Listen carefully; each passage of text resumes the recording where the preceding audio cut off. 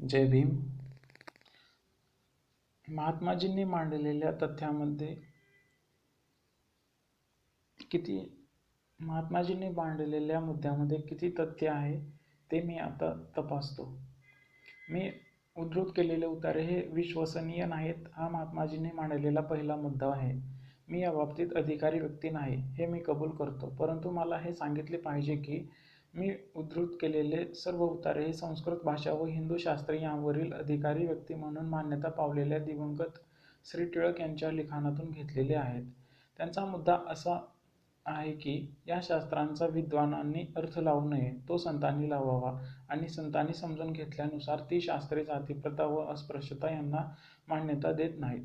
पहिल्या मुद्द्याच्या बाबतीत महात्माजींना मला असे विचारायचे आहे की जर ग्रंथ हे प्रक्षिप्त असतील आणि जर त्यांचा संतांनी वेगळ्या प्रकारे अर्थ लावला असेल तर त्याचा कोणास काय उपयोग होणार?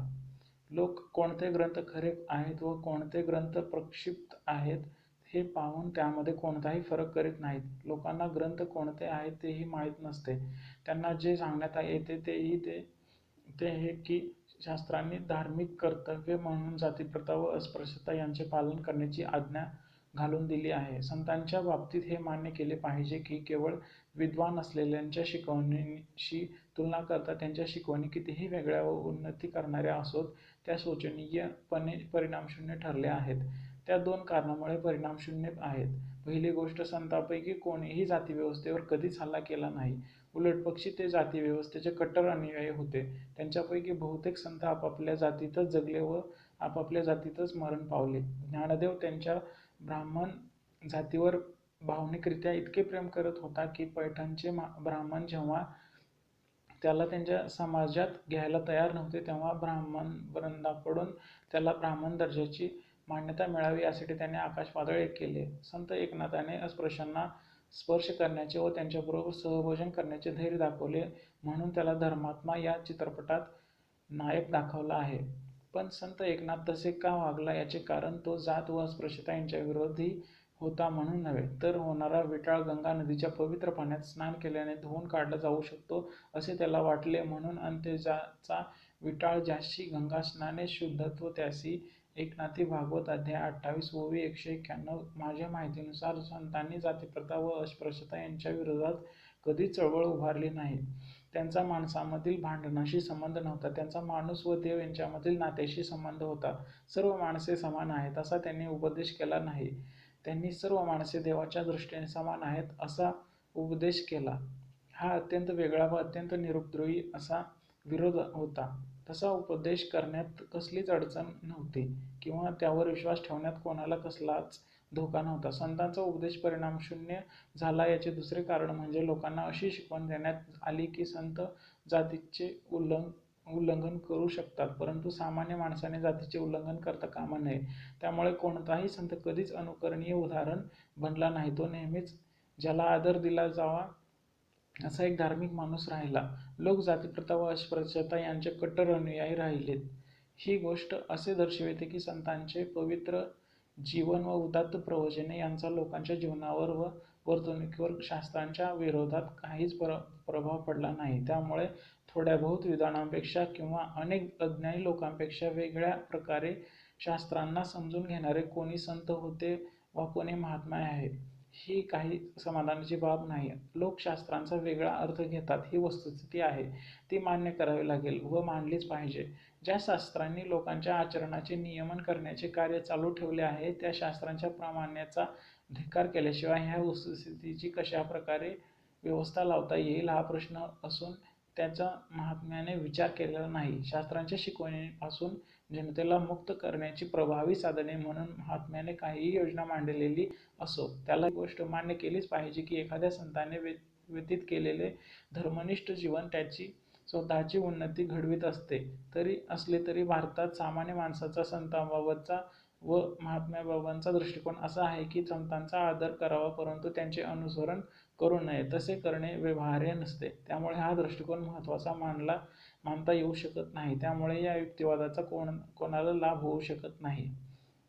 महात्माजींनी मांडलेला तिसरा मुद्दा हा आहे की चैतन्य, ज्ञानदेव, तुकाराम, तिरुवल्लूर रामकृष्ण परमहंस इत्यादींनी सांगितलेला धर्म हा मी अत्यंत मी अर्थ लावल्याप्रमाणे सद्गुण शून्य असू शकत नाही आणि धर्माचे मूल्यमापन त्याच्या सर्वात वाईट उदाहरणावरून नव्हे तर त्याने निर्माण केलेल्या उत्तम उदाहरणावरून केले पाहिजे. मी या विधानातील प्रत्येक शब्दाशी सहमत आहे, परंतु त्याद्वारे महात्माजींना काय सिद्ध करावयाची इच्छा आहे हे मला बिलकुल समजत नाही.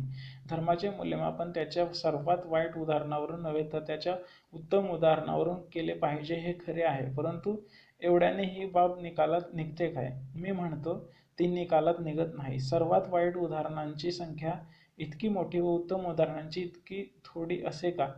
प्रश्न तरीही उरतोच. मला वाटते या प्रश्नाला दोन संभाव्य उत्तरे आहेत.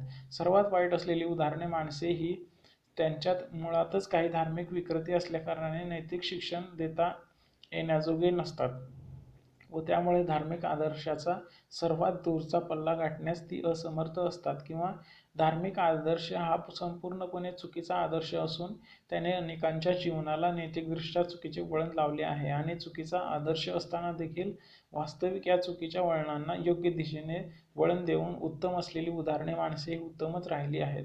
या दोन स्पष्टीकरणांपैकी पहिले स्पष्टीकरण स्वीकारण्यास मी तयार नाही आणि मला खात्री आहे की महात्माजींसुद्धा माझ्या मताच्या विरोधी असणार नाहीत. सर्वात वाईट उदाहरणे संख्येने इतकी मोठी व उत्तम उदाहरणे इतकी थोडी का आहेत याचे स्पष्टीकरण करण्यासाठी महात्माजींकडे तिसरा पर्याय नसेल तर माझ्या मते दुसरे स्पष्टीकरण हेच एकमेव स्पष्टीकरण असेल तर धर्माचे मूल्यमापन त्याचे पालन करणाऱ्या त्याच्या उत्तम अनुयायांवरून करावे. ह्या महात्माजींच्या युक्तिवादातून उघडच काहीच निष्पन्न होत नाही. चुकीच्या आदर्शांची अनेकांनी पूजा केल्यामुळे ते कुमार्गाला गेले याची आपण कीव करू यापेक्षा आणखी काय करणार? अनेकांनी संतांचे उदाहरण अनुसरले तरच हिंदू धर्म सहिष्णू राहील हा महात्म्याचा युक्तिवाद दुसरा एका कारणास्तव चुकीचा आहे. या संदर्भात श्री H.N. ब्रेसलफोर्ड यांचा एप्रिल 1936च्या आर्यन पाथमधील नीती आणि समाजरचना, morality and the social structure हा उद्बोधक लेख पाहावा. चैतन्य इत्यादींसारख्या ठळक व्यक्तींची नावे उद्धृत करून महात्मा मला अत्यंत विस्तार आणि साध्या स्वरूपात असे सुचवू इच्छित असल्याचे दिसते की जर सर्व उच्च जातीय हिंदूंनी खालच्या जातीतील हिंदूंशी असलेल्या त्यांच्या व्यवहारात उच्च दर्जाची नीती अनुसरावी म्हणून उच्च जातींच्या हिंदूने मन वळवता येऊ शकले तर हिंदू समाजाच्या रचनेत कोणताही मूलभूत बदल न घडवता हिंदू समाज सहिष्णू व सुखी देखील बनवता येऊ शकेल. मी या प्रकारच्या विचारसरणीच्या पूर्णपणे विरोधी आहे. उच्च जातीय हिंदूंपैकी जे आपल्या जीवनात उच्च सामाजिक आदर्श उतरवण्याचा प्रयत्न करतात त्यांच्याविषयी मी आदर दाखवू शकतो. अशा माणसावाचून भारत हा आता आहे त्यापेक्षा अधिक ओंगळ व राहण्यास अगदी दुःखदायक झाला असता. परंतु असे असले तरी जे कोणी उच्च जातीय हिंदूंचे वैयक्तिक चारित्र्य सुधारून त्यांचे उत्तम पुरुषामध्ये रूपांतर करण्याच्या प्रयत्नावर विसंबून असतील ते माझ्या मते आपला वेळ वाया घालवीत असून भ्रमाला कवटाळत आहेत. वैयक्तिक चारित्र्य युद्धसामग्री बनविण्यास चांगला माणूस बनवू शकतो काय? म्हणजे बॉम्बगोळा विकणारा माणूस विकेल तो बॉम्बगोळा फुटणार नाही आणि फुटलाच तर बिनविषारी असा गॅस त्यातून बाहेर येईल असे करू शकेल काय? जर असे होऊ शकत नसेल तर ज्या माणसाचे वैयक्तिक चारित्र्य जातीच्या जाणीवेने ठासून भरलेले आहे तो माणूस त्याच्या सहकार्यांशी व त्याच्या मित्रांशी समानतेने वागेल हे तुम्ही कसे काय मान्य करू शकता? त्याने स्वतःशी प्रामाणिक राहण्यासाठी त्याच्या सहकार्याबरोबर वरिष्ठ किंवा कनिष्ठ म्हणून कोणत्याही परिस्थितीत त्याच्या स्वतःच्या जातभाईपेक्षा वेगळ्या प्रकारे व्यवहार केलाच पाहिजे. तो त्याच्या सहकाऱ्यांशी त्याचे नातेवाईक मंडळी म्हणून समानतेचा व्यवहार करील अशी त्याच्याकडून कधीच अपेक्षा करता येऊ शकत नाही. वास्तविक हिंदू हा जे त्याच्या जातीचे नाही त्या सर्वांशी ज्यांच्याविरुद्ध बेफिकीरपणे भेदभाव करता येऊ शकेल आणि ज्यांच्याविरुद्ध बेशरमपणे कोणतेही कपट केले जाईल किंवा चाल खेळली जाईल असे ते जणू त्याचे शत्रू असावे त्याचप्रमाणे वागतो. दुसऱ्या शब्दात बरा किंवा वाईट हिंदू असू शकतो परंतु चांगला हिंदू असू शकत नाही. त्याच्या वैयक्तिक चारित्र्यामधील दोष असल्याकारणाने हे होते असे नाही. जर उत्तम पुरुषांमधील व त्यांच्या सोबत्यांमधील नात्याचा आधार मूलतः चुकीचे नातेसंबंध हा असेल तर उत्तम पुरुष हे नीतिमान असू शकत नाही. असे असण्याचे कारण त्याच्या वैयक्तिक चारित्र्यात काहीतरी दोष आहे असे नव्हे. गुलामासाठी त्याचा मालक बरा किंवा वाईट असू शकेल परंतु चांगला मालक असू शकत नाही. सद्गृहस्थ मालक असू शकत नाही आणि मालक सद्गृहस्थ असू शकत नाही. हीच गोष्ट वरिष्ठ जाती व कनिष्ठ जाती यांच्यामधील संबंधाला लागू आहे. कनिष्ठ जातीच्या माणसासाठी वरिष्ठ जातीचा माणूस इतर वरिष्ठ जातीच्या माणसांची तुलना करता अधिक बरा किंवा अधिक वाईट असू शकेल. वरिष्ठ जातीचा माणूस चांगला सद्गृहस्थ असू शकत नाही, कारण स्वतःला वरिष्ठ जातीचा माणूस चांगला सद्गृहस्थ असू शकत नाही, कारण स्वतःला वरिष्ठ जातीचा माणूस म्हणून वेगळेपणाने दाखवण्यासाठी त्याला कनिष्ठ जातीच्या माणसाची आवश्यकता आहे. कनिष्ठ जातीच्या माणसाला त्याच्यावर वरिष्ठ जातीचा माणूस असल्याची जाणीव असणे ही गौरवाची गोष्ट असू शकत नाही. मी माझ्या भाषणात असा युक्तिवाद केला आहे की वर्ण किंवा जात यावर आधारलेला समाज हा चुकीच्या नातेसंबंधावर आधारलेला समाज आहे. महात्माजी माझा युक्तिवाद खोडून टाकण्याचा प्रयत्न करतील अशी मला आशा होती, परंतु तसे करण्याऐवजी त्यावर चातुर्वर्ण्य आधारलेला आहे ती भूमिका उघड करण्याऐवजी त्यांनी केवळ चातुर्वर्णावरील त्यांच्या श्रद्धेचा पुनरुच्चार केला आहे. एखादा महात्मा जो उपदेश करतो तो त्याच्या स्वतःच्या आचरणात आणतो काय? सर्वसाधारणपणे लागू असलेल्या युक्तिवादात वैयक्तिक संदर्भ येणे कोणाला आवडणार नाही, परंतु जेव्हा कोणी एखाद्या सिद्धांताचा उपदेश करतो आणि तो ते एखादे धर्मतत्व म्हणून मांडतो, तेव्हा उपदेश करतो तो उपदेश तो स्वतः कितपत आचरणात आणतो हे जाणून घेण्याची उत्सुकता असते. असेही असेल की आदर्श हा प्राप्त करण्यास फारच उच्च असल्यामुळे तो आचरणात आणण्यात त्याला अपयश आले असेल. असेही असेल की त्याच्या मनातील ढोंगामुळे तो आदर्श आचरणात आणण्यास त्याला अपयश आले असेल. काही असो, महात्माजींची वर्तणूक त्यांनी परीक्षणासाठी खुली ठेवली असल्याने स्वतःच्या बाबतीत त्यांचा आदर्श प्रत्यक्षात आणण्यासाठी त्यांनी कितपत प्रयत्न केला आहे असे जर मी विचारले तर मला दोष दिला जाऊ नये. महात्माजींनी जन्माने बनिया आहेत. उपाध्यायत्व हा तर ब्राह्मणांचा व्यवसाय आहे. त्यांच्यासाठी त्यांच्या पूर्वजांनी व्यापाराचा त्याग केला. त्यांच्या स्वतःच्या आयुष्यात महात्मा बनण्यापूर्वी त्यांना स्वतःचा जीवनमार्ग बनवण्याचा प्रसंग आला तेव्हा त्यांनी कायद्याचा व्यवसाय पत्करला. पुढे कायद्याचा त्याग करून अर्धा संत व अर्धा राजकारणी बनले. त्यांच्या पूर्वजांचा व्यवसाय असलेल्या व्यापाराला ते कधीच शिवले नाहीत. त्यांचा सर्वात लहान मुलगा जो आपल्या पित्याच्या भक्त तसेच अनुयायी आहे, जन्माने वैश्य आहे, त्याने ब्राह्मणाच्या मुलीशी विवाह केला आहे व तो वृत्तपत्र व्यवसायातील एक बड्या आसामीकडे नोकरीला आहे. पूर्वजांचा व्यवसाय न अनुसरल्याबद्दल महात्माजींनी स्वतःचा धिक्कार केल्याचे ज्ञात आहे. आदर्शाचे त्याच्या सर्वात वाईट उदाहरणांनी मूल्यांकन करणे हे चुकीचे व अनुदारपणाचे असेलही, परंतु खात्रीने महात्माजींच्या उदाहरणातून अधिक चांगले उदाहरण असणार नाही. आणि असे असूनही जर तो आदर्श प्रत्यक्षात आणण्यास अशक्य ठरत असेल तर तो अशक्य आदर्श असला पाहिजे व तो मानवाच्या व्यावहारिक प्रेरणांच्या अगदी विरुद्ध असला पाहिजे. कार्लाइलच्या विद्यार्थ्यांना माहीत आहे की तो नेहमी एखाद्या विषयावर विचार करण्याआधीच बोलत असे. जात या विषयावरील महात्माजींची देखील तीच गत झालेली नाही ना अशी मला शंका वाटते. अन्यथा जे प्रश्न मला पडले ते विशिष्ट प्रश्न त्यांच्या नजरेतून सुटले नसते. एखादा व्यवसाय हा पूर्वजांचा व्यवसाय आहे म्हणून तो त्या माणसाला बंधनकारक आहे असे मी कधी समजता येऊ शकेल? माणसाने त्याच्या पूर्वजांचा व्यवसाय त्याच्या स्वभावाशी जुळत नसला, तो व्यवसाय आज कायदेशीर नसला तरी अनुसरलाच पाहिजे काय? पूर्वजांचा व्यवसाय अनैतिक आहे असे त्याला दिसून आले तरी त्याने तो केलाच पाहिजे काय? जर प्रत्येकाने त्याच्या पूर्वजांचा व्यवसाय केलाच पाहिजे असे असेल तर त्यावरून असा निष्कर्ष निघतो की एखाद्या माणसाने त्याचा आजोबा कुंटणखाना चालवणारा होता म्हणून त्यानेही तोच व्यवसाय चालू ठेवला पाहिजे व एखाद्या स्त्रीची आजी वेश्या होती म्हणून तिनेही वेश्या राहणे चालू ठेवले पाहिजे. महात्माजी त्यांच्या तत्त्वाचा हा तार्किक निष्कर्ष मान्य करण्यास तयार आहेत काय? माझ्या मते एखाद्याने त्याच्या पूर्वजांचा व्यवसाय केला पाहिजे हा आदर्श केवळ अशक्य अव्यवहार्य आदर्शच नसून तो नैतिकदृष्ट्या एक अक्षम्य आदर्श आहे. महात्माजींनी ब्राह्मणांनी आयुष्यभर ब्राह्मण म्हणून राहण्यात मोठा सद्गुण दिसतो. असे अनेक ब्राह्मण आहेत की ज्यांना आयुष्यभर ब्राह्मण म्हणून राहणे आवडत नाही. ही वस्तुस्थिती बाजूला ठेवल्यास जे ब्राह्मण आपल्या पूर्वजांच्या पुरोहितांच्या व्यवसायाला चिकटून राहिले आहेत त्यांच्याविषयी आपण काय म्हणू शकतो? ते पूर्वजांच्या व्यवसायाच्या चांगुलपणावरील श्रद्धेमुळे तसे करतात की ते पैसे मिळवण्याच्या हेतूने तसे करतात? महात्माजींचा स्वतःचा अशा प्रश्नांशी काहीतरी संबंध असल्याचे दिसत नाही.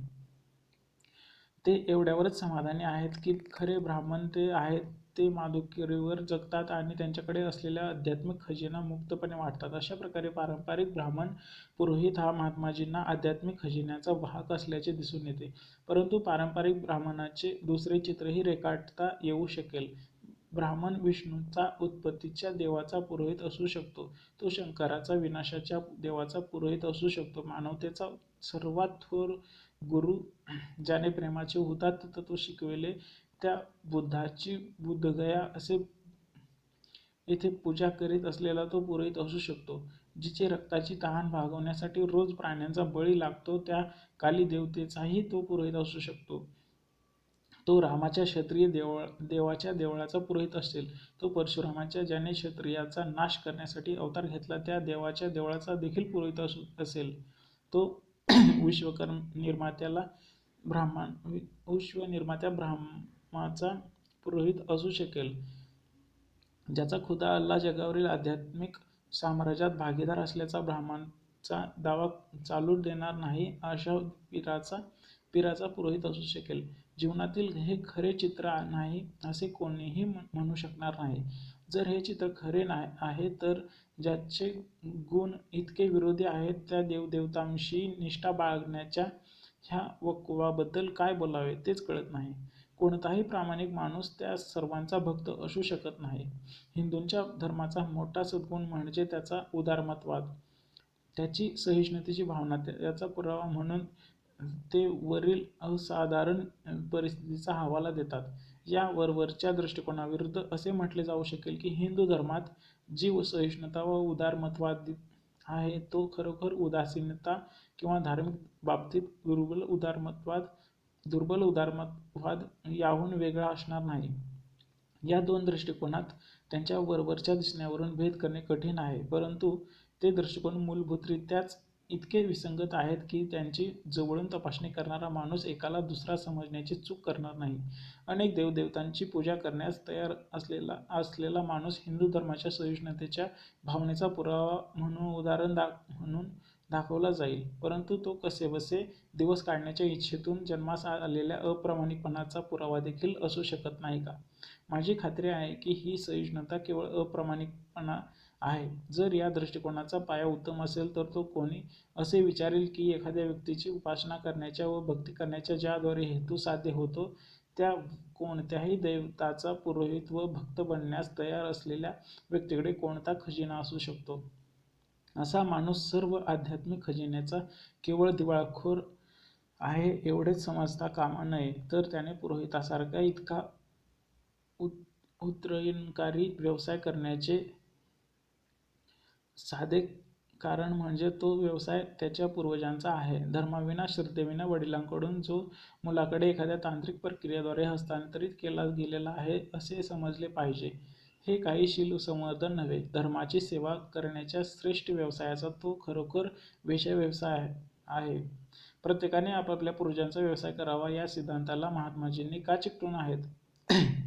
त्यांनी याची कारणे कोठेही दिलेली नाहीत, परंतु त्यांनी ती सांगण्याची पर्वा केली नसली तरी काही कारणे असलीच पाहिजेत. काही वर्षापूर्वी त्यांच्या यंग इंडियामध्ये जात विरुद्ध वर्ण या विषयावर लिहिताना त्यांनी असा युक्तिवाद केला होता की सामाजिक स्थिरतेसाठी जात ही उत्तम संभाव्य तडजोड आहे.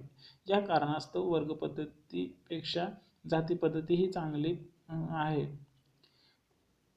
प्रत्येकाने तिच्या पूर्वजांचा व्यवसाय करीत राहावे या सिद्धांताला महात्माजींनी चिकटून राहण्याचे जर हेच कारण असेल तर ते सामाजिक जीवनाच्या चुकीच्या दृष्टिकोनाला चिकटून आहेत असे म्हणावे लागेल. प्रत्येकाला सामाजिक स्थिरता हवी आहे आणि ती स्थिरता प्राप्त करण्यासाठी व्यक्ती व वर्ग यांच्यामधील संबंधात काहीतरी तडजोड केलीच पाहिजे. परंतु मला खात्री आहे की या दोन गोष्टी कोणालाच नको आहेत.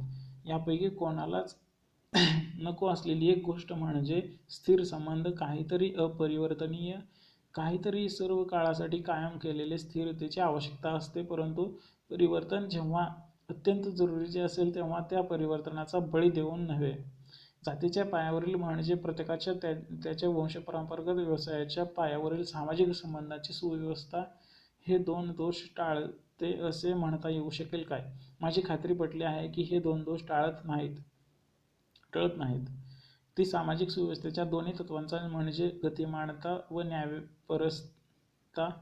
न्यायपरता यांचा अधिक्षेप करीत असल्यामुळे ती उत्तम संभाव्य सुव्यवस्था असणे तर दूरच ती अत्यंत ग्रहणीय व्यवस्था आहे.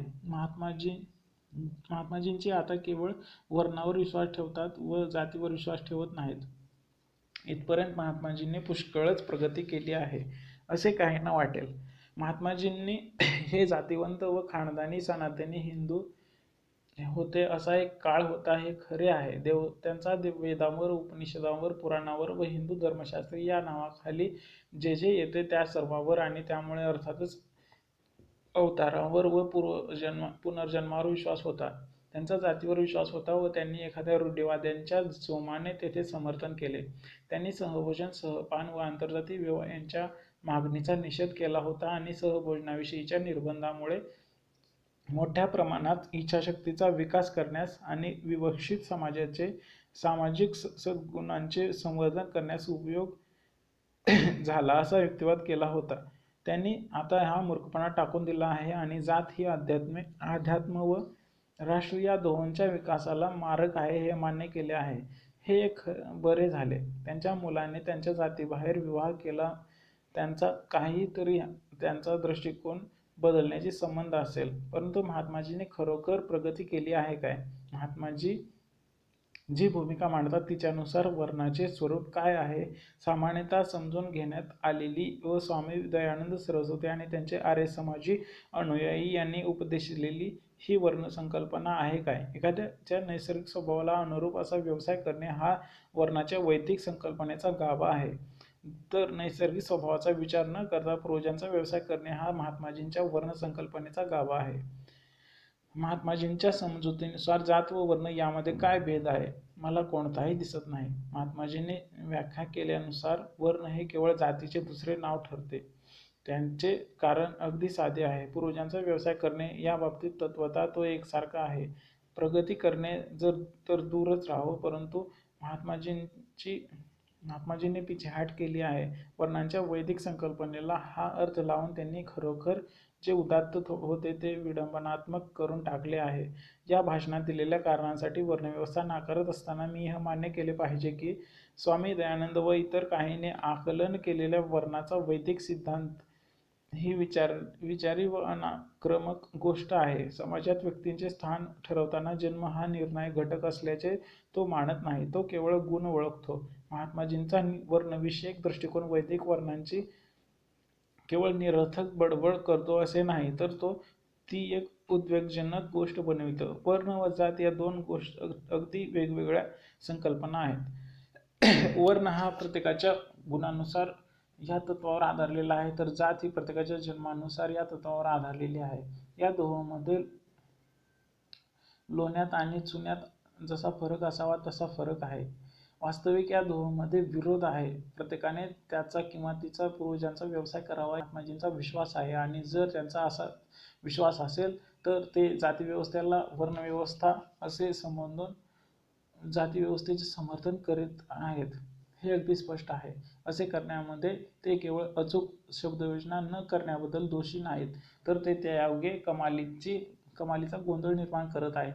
मला खात्री आहे की त्यांच्या सर्व गोंधळांचे कारण म्हणजे त्यांना वर्ण म्हणजे काय व जात म्हणजे काय आणि हिंदू धर्माच्या जपणुकीसाठी त्या दोहोंपैकी कोणा एकाची कितपत आवश्यकता आहे याची सुनिश्चित स्पष्ट कल्पना नाही. जात हा धर्म हिंदू धर्माचा गाभा नाही असे त्यांनी म्हटलेच आहे आणि त्याचे मत बदलण्यास त्यांना काही गूढ कारण सापडणार नाही अशी आशा करूया. ते अद्याप वर्ण हा हिंदू धर्माचा गाभा आहे असे म्हणतात काय? कोणी याचे स्पष्ट उत्तर देऊ शकणार नाही. डॉ. आंबेडकरांचे आरोप या त्यांच्या लेखाचे वाचक नाही असे उत्तर देतील. त्या लेखामध्ये त्यांनी वर्णांचे धर्मतत्व हे हिंदू धर्माच्या प्रणालीचा एक अत्यावश्यक भाग आहे असे म्हटलेले नाही. वर्ण हा हिंदू धर्माचा गाभा बनविण्याऐवजी ते म्हणतात सत्य हाच केवळ एकमेव ईश्वर आहे या विचारात आणि मानवी कुटुंबाचा नियम म्हणून त्यांनी केलेल्या अहिंसेच्या धीट स्वीकारातच हिंदू धर्माचे सार सामावलेले आहे. परंतु श्री संत राम यांना उत्तरादाखल लिहिलेल्या त्यांच्या लेखाचे वाचक म्हणतील, होय, त्या लेखात ते म्हणतात, मुसलमान जर कुराण नाकारत असेल तर तो मुसलमान कसा काय राहू शकेल, किंवा ख्रिस्ती जर बायबल नाकारत असेल तर तो ख्रिस्ती कसा काय राहील. जर जात व धर्म हे परिवर्तनीय शब्द असतील व हिंदू धर्माची व्याख्या करणाऱ्या शास्त्रांचा वर्ण हा एक अविभाज्य भाग असेल, तर जी व्यक्ती जात म्हणजे वर्ण नाकारते ती स्वतःला हिंदू कशी काय म्हणू शकेल, हे मला समजत नाही. हा दुतोंडेपणा कशासाठी? महात्माजी कशासाठी मर्यादा कुंपण घालून घेत आहेत? त्यांना कोणाला खुश करावायचे आहेत? सत्य जाणून घेण्यात महात्माजींची अपयशी ठरलेले आहेत काय, की संतांच्या मार्गात राजकारणी उभा राहिलेला आहे? महात्माजींचा हा गोंधळ का उडाला याच्या खऱ्या कारणाचा बहुधा 2 मार्गांनी शोध घेता येईल. पहिला म्हणजे महात्माजींचा स्वभाव होय. प्रत्येक गोष्टीत त्यांचा बालकाचा साधेपणा आणि स्वतःची फसवणूक करून घेणारी वृत्ती आहे. एखाद्या बालकाप्रमाणे त्यांना ज्यावर विश्वास ठेवावा वाटेल त्या गोष्टीवर ते विश्वास ठेवू शकतील.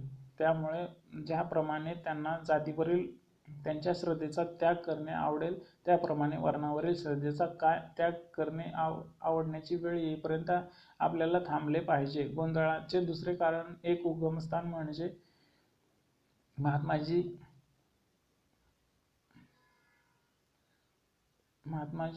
पाडू इच्छित असलेली महात्माजींची व राजकारण्याची अशी दुहेरी भूमिका होय. एक महात्मा म्हणून ते राजकारणाचे आध्यात्मिकरण करण्याचा प्रयत्न करीत असावा. त्यांनी त्यात यश मिळवलेले असो किंवा नसो, परंतु राजकारण्याने मात्र त्यांचे व्यापारीकरण करून टाकले आहे. राजकारण्याला माहीत असलेले पाहिजे की समाज संपूर्ण सत्य सहन करू शकत नाही आणि त्याने संपूर्ण सत्य बोलता कामा नये. तो जर संपूर्ण सत्य बोलत असेल तर ते त्याच्या राजकारणासाठी वाईट आहे. महात्माजींचा जात व वर्ण यांना नेहमी पाठिंबा देत आहेत. त्याचे कारण म्हणजे त्यांनी जर त्यांना विरोध केला तर ते राजकारणातील त्याचे स्थान गमावून बसतील, तशी त्यांना भीती आहे. या गोंधळाचे काहीही कारण असो, महात्माजींना हे सांगितलेच पाहिजे की ते वर्णाच्या नावाखाली जातीचा उपदेश करून स्वतःला फसवित आहेत व लोकांनाही फसवित आहेत. महात्माजींचे असे म्हणणे आहे की मी हिंदू व हिंदू धर्म यांची तपासणी करण्यासाठी वापरलेले मापदंड हे इतके कठोर आहेत की त्या मापदंडावर उतरण्यास अस्तित्वात असलेला प्रत्येक जात धर्म कदाचित अपयशी ठरेल. माझे मापदंड हे उच्च आहेत ही त्याची तक्रार खरी असू शकेल, परंतु ते उच्च दर्जाचे आहेत की नीच आहेत हा प्रश्न नाही. प्रश्न हा आहे तो लागू करण्याचे ते मापदंड योग्य आहेत की नाहीत. लोक आणि त्यांचा धर्म यांचा परामर्श सामाजिक नीतिशास्त्रावर आधारलेल्या सामाजिक मापदंडावर घेतला गेला पाहिजे. धर्म ही जर लोकांच्या कल्याणासाठी एक आवश्यक चांगली गोष्ट मानली तर दुसऱ्या कोणत्याही मापदंडाला काहीच अर्थ उरणार नाही. मी असे म्हणतो की हिंदू व हिंदू धर्म यांची तपासणी करण्यासाठी मी वापरलेले मापदंड हे अत्यंत उचित मापदंड असून त्याहून अधिक चांगले दुसरे कोणतेही मापदंड मला माहीत नाहीत. माझ्या मापदंडाने तपासल्यास ज्ञात असलेला प्रत्येक धर्म बाद ठरेल हा निष्कर्ष खरा असेलही, परंतु ह्या वस्तुस्थितीने मला हिंदूंना व हिंदू धर्माचा कैवारी असलेल्या महात्म्याला एखाद्या वेड्याच्या अस्तित्वामुळे जसे दुसऱ्या वेड्याला असमाधान मिळते किंवा एखाद्या गुन्हेगाराच्या अस्तित्वामुळे जसे दुसऱ्या गुन्हेगाराला समाधान मिळते, त्याचप्रमाणे समाधान मिळवण्यास आणखी सबब मिळू नये.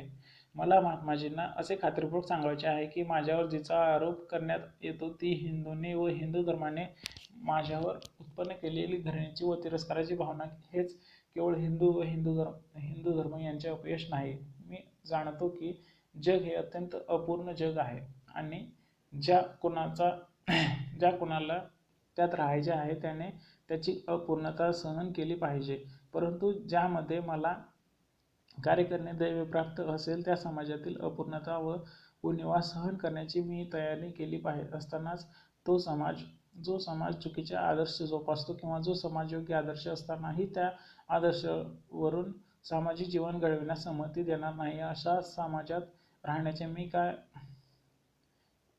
काय करावे? मला जी हिंदूंची व हिंदू धर्माची घृणा वाटते त्याचे कारण ते चुकीचे आदर्श जोपासतात आहेत व चुकीचे सामाजिक जीवन जगत आहेत याची मला खात्री पटलेली आहे. हेच आहे माझे हिंदू व हिंदू धर्म यांच्याशी असलेले भांडण त्यांच्या सामाजिक वर्तणुकीतील अपूर्णतेबाबतचे आहे नाही, ते अधिक मूलभूत आहे. ते त्यांच्या आदर्शाबाबतचे आहे. हिंदू समाजाला नैतिक पुनर्जीवनाची गरज आहे असे मला वाटते. ते पुढे ढकलणे धोकादायक आहे आणि हा प्रश्न आहे, हे नैतिक पुनर्जीवन कोण ठरवू शकेल व कोण त्यावर नियंत्रण करू शकेल. अर्थातच त्यांची बौद्धिक उन्नती झाली आहे आणि ते बौद्धिक बंधमुक्तीपासून उदयास आलेल्या आपल्या मताविषयी धैर्य ठेवण्याइतपत पुरेसे प्रामाणिक आहेत. तेच या मापदंडानुसार परामर्श घेतला असता हिंदू पुढारी हे माझ्या मते या कार्यासाठी अगदी नालायक ठरतात. त्यांची प्राथमिक बौद्धिक उन्नती झाली आहे असे म्हणणे अशक्य आहे. जर त्यांची बौद्धिक उन्नती झाली असती तर अज्ञजनासारखे ते स्वतः सहजपणे फसले नसते किंवा ते आता जसे घेताना दिसतात त्याप्रमाणे त्यांनी इतरांच्या अज्ञानाचा फायदा घेतला नसता. हिंदू समाजाची स्थिती मोडकळीस आलेली असताना देखील ते ज्या आदर्शांचा वर्तमान काळाशी हरतऱ्हेशी कसलाही संबंध असण्याचे बंद झाले आहे, हे त्यांच्या आरंभीच्या काळात कितीही योग्य असले तरी त्या आता मार्गदर्शक बनण्याऐवजी धोकादायक बनले आहेत. अशा भूतकाळातील आदर्शांसाठी ते पुढारी बेशरमपणे आवाहन करतील. त्यांना अद्यापही रूढ आचारांबद्दल कमालीचा आदर आहे, त्यामुळे ते त्यांच्या समाजरचनेचा पाया तपासायला तयार नाहीत. नव्हे, त्यांचा अशा कोणत्याही तपासणीस विरोध आहे. हिंदू बहुजन समाज अर्थातच आपल्या श्रद्धा व श्रद्धाविषयाबद्दल असा बेफिकीर आहे, परंतु हिंदू पुढारी देखील तसेच आहेत. आणि सगळ्यात वाईट काय असेल तर ते हिंदू पुढारी जेव्हा कोणी त्यांचे श्रद्धांशी असलेले साहचर्य त्यांच्यापासून हिरावून घेण्याचे ठरवितो तेव्हा त्या श्रद्धा टिकवण्यासाठी चवताळून उठतात. महात्माजींचाही त्याला अपवाद नाही. विचार करण्यावर महात्माजींचा विश्वास नाही असे दिसते. ते संतांचे अनुकरण करणे पसंत करतात. एखाद्या जीर्णमतवाद्याप्रमाणे त्यांना अशी भीती वाटते की एकदा का विचार करायला सुरुवात केली की ती त्यांनी उराशी बाळगलेले अनेक आदर्श व संस्था पवित्र कल्पनांविषयीच्या त्यांच्या आदर्शभावनेबरोबर नाश पावतील. स्वतंत्र विचार करण्याची प्रत्येक कृती हा बाह्यतः स्थिर असलेल्या जगाचा काही एक भाग धोक्यात आणत असते, परंतु हे देखील तितकेच खरे आहे की संतांवर विसंबून राहणे आपणाला सत्य जाण्याकडे नेऊ शकत नाही. तरी संत ही माणसेच होती आणि लॉर्ड बॅल्फोरने म्हटल्यानुसार मानवी मन हे डुकराच्या नाकापेक्षा मोठे सत्यशोधनाचे साधन आहे. हिंदूंच्या या पुरातन समाजरचनेला आधार देण्याकरिता कारणे शोधण्यासाठी तो जो काही विचार करतो तो म्हणजे मला त्याचा बौद्धिक व्यवसाय वाटतो. महात्माजी पुरातन समाजरचनेचा अत्यंत प्रभावी समर्थक आहेत व त्यामुळे ते हिंदूंचा सर्वात मोठा शत्रू आहेत. महात्माजींपेक्षा वेगळे असे काही हिंदू पुढारी आहेत की जे केवळ विश्वास ठेवणे, अनुसरण करणे त्यात समाधान मानत नाहीत. ते विचार करण्याचे आणि त्यांच्या परिणामानुसार कृती करण्याचे धाडस करतात. परंतु बहुजन समाजाला योग्य मार्गदर्शन करण्याचा प्रश्न येतो तेव्हा ते पुष्कळच अप्रामाणिक असतात किंवा उदासीन असतात. प्रत्येक ब्राह्मणाने जातीच्या नियमांचे उल्लंघन केलेले आहे. बूट विकणाऱ्यांची संख्या पुरोहितगिरी करणाऱ्या ब्राह्मणांच्या संख्येहून कितीतरी मोठी आहे. व्यापारासाठी ब्राह्मणांनी केवळ त्यांच्या पूर्वजांचा पुरोहितांचा व्यवसाय सोडून दिला नाही तर ते शास्त्रांनी मनाई केलेल्या व्यापारामध्ये सुद्धा घुसले. तरी दररोज जात मोडणारे किती ब्राह्मण जातीच्या विरुद्ध व शास्त्रांच्या विरुद्ध उपदेश करतील? कारण एखादा प्रामाणिक ब्राह्मण त्याच्या व्यावहारिक प्रेरणेमुळे जात आणि शास्त्र यांवरील मतांना नैतिक जाणीवेची पुष्टी देऊ शकत नाही. तरी जे हजारो ब्राह्मण जाती मोडतात व शास्त्रे जुमानत नाहीत तेच ब्राह्मण जातीच्या सिद्धांतांचे आणि शास्त्रांच्या पावित्र्याचे अनेक कडवे पुरस्कर्ते आहेत. हा दुटप्पीपणा का? कारण त्यांना असे वाटते की जर बहुजन समाज जातीच्या झोपडातून मुक्त झाला तर ते त्यांच्या सत्तेला आणि वर्ग म्हणून असलेल्या ब्राह्मणांच्या प्रतिष्ठेला धोक्याचे ठरेल. बहुजन समाजाला विचार करण्यापासून मिळणारी फळे न देणाऱ्या या बुद्धिमान वर्गाचा अप्रामाणिकपणा हे अत्यंत लाजिरवाण्याचे दृश्य आहे. मॅथ्यू आर्नल्डच्या शब्दांत हिंदू हे दोन जगांमध्ये भटकत आहेत. एक मेलेले जग तर दुसरे जन्म घेण्यास असमर्थ जग. त्यांनी काय करावे? ज्या महात्म्याकडे ते मार्गदर्शनाची अपेक्षा करतात तो महात्मा विचार करण्यावर विश्वास ठेवत नाही व त्यामुळे जे अनुभवाच्या कसोटीवर उतरू शकेल असे म्हणता येईल असे कोणतेही मार्गदर्शन तो देऊ शकत नाही. ज्यांच्याकडे बहुजन समाज मार्गदर्शनासाठी पाहतो तो बुद्धिमान वर्ग एकतर अगदी अप्रामाणिक आहे किंवा योग्य दिशेने त्याचे प्रबोधन करण्यास तो अगदी उदास आहे. आपण खरोखर एका मोठ्या शोकनाट्याचे साक्षीदार आहोत. या शोकनाट्याला पाहून सर्वजण केवळ शोक करू शकतील आणि म्हणू शकतील, हिंदूंनो असे आहेत तुमचे पुढारी. जय भीम.